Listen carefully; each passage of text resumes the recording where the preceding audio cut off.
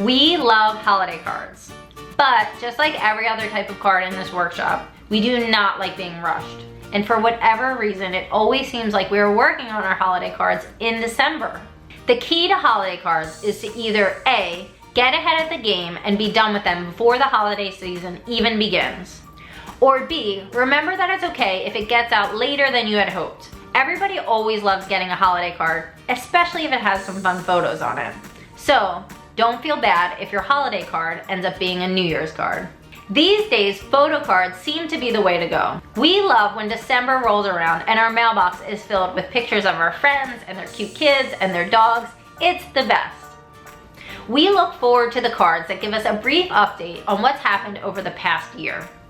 Personally, that's the type of cards we try to send. We like one main photo on the front and then a couple smaller photos on the back highlighting what has gone on throughout the year. We also write a few paragraphs summing up what is new with us. Our goal is to keep this brief and informative.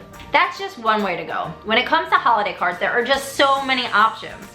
To help eliminate the stress that could come with all these decisions that have to be made, we've created a flowchart for you to help you decide on your plan.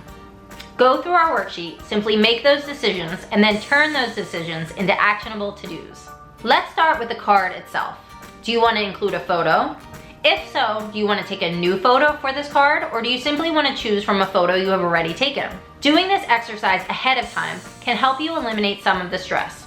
If you already feel like you're behind the 8 ball, don't worry. It doesn't matter when this card goes out. If you want to take a photo just for this card, there's still time. Add it to your list. Go through our PDF and choose how you'll be sending out these cards. One part of this that is always a hurdle for us, and we hope it's not for you, is always the holiday card list. For whatever reason, our holiday card list has kind of gotten out of control. There are some people on the list I'm not even sure how we know them. The thing is, we look at our holiday card list a little differently than we do the address list we started out at the beginning of this session. There are people on this list that aren't currently in our lives. Old co-workers, old family friends, acquaintances, people that we really enjoy sending a holiday card to because it feels like we're keeping in touch a little bit more than we would if we didn't send it. And in some cases, we feel if we don't send this annual card, we might not know what's going on in their life at all and be completely disconnected, and that really makes us sad.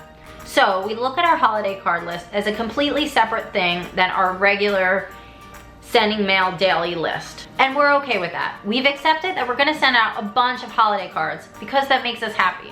If that also makes you happy, we encourage you to do the same.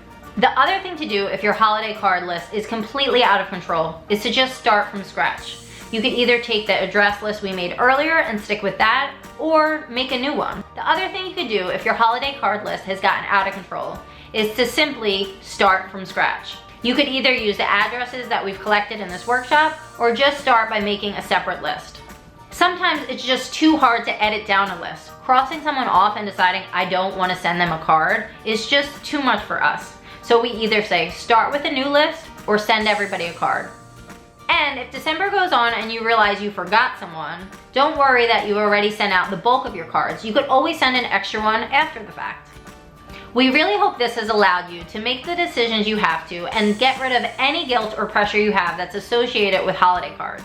We want this to be a joyous process because hello, this is the holiday season and that's the point. And if you're really in the thick of the holiday season, just simply decide to make this year's card a New Year's card. Or we even have friends that send out Valentine's Day cards because they're so busy during the holiday season and they really want to enjoy sending this card, they just do it in February.